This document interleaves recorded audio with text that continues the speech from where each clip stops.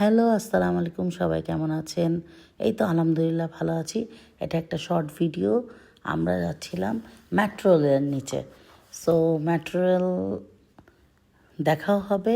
ওর নিচে অনেকগুলো দোকান আছে। আমার হাজব্যান্ড বলল যে ওখানে নাকি ও দেখেছে অনেক সুন্দর সুন্দর দোকান হয়েছে যেখানে হাঁসের মাংস পাওয়া যায়। সো আমরা যাচ্ছি হাঁসের মাংস খেতে।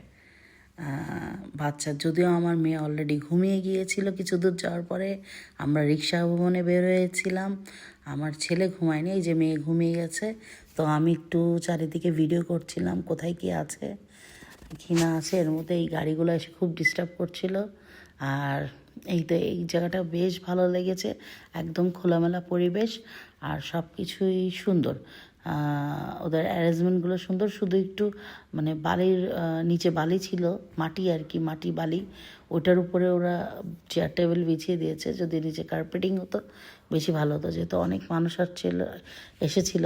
আমার ছেলে তো পা দিয়ে পুরা বালি হুলুস তুলুস।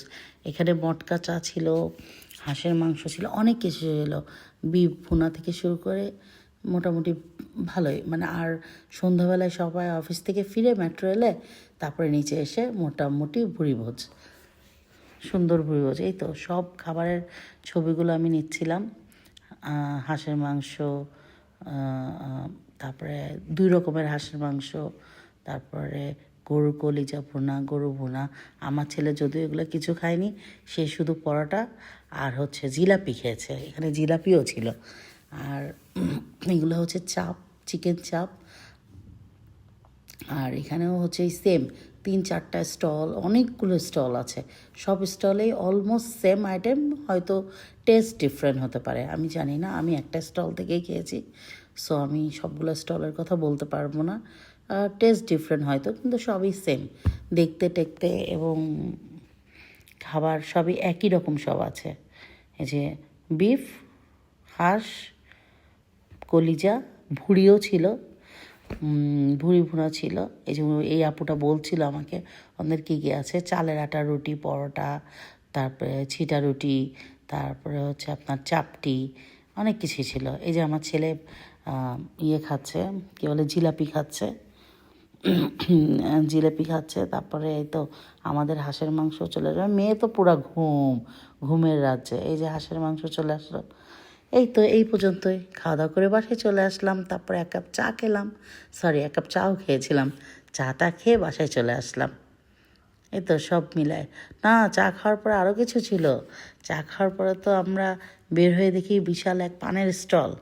পানের স্টলে যে দেখি তো পান দেখে তো মনে করলাম না, একটা পান খেয়েই যায়। এই যে মানুষজনের প্রচুর ভিড় হচ্ছিল। আমরা সন্ধ্যার পরেই গিয়েছিলাম, তারপরে অনেক ভিড় হয়ে যাচ্ছিল। কিছু মানে যত রাত হচ্ছিল মনে হয় তত আরও বেশি ভিড় হয়। যাই হোক, আমরা চা খেলাম, আমি, আমার ছেলে, আমরা 3জনেই চা খেলাম। চা খেয়ে তারপরে পানের স্টল থেকে একটা পান, বেশ ভালো একটা দোকান দেখে লোভ হলো। এই তো পান টান খেয়ে একেবারে মুখ ভর্তি করে চলে আসলাম। এই যে ফুচকার অনেক রকমের টক। এই তো সব কিছু করে শেষমেশ, না বাসায় আসিনি, এরপরেও আরেকটা পার্ট আছে। সেকেন্ড পার্টটা এর পরে দিব।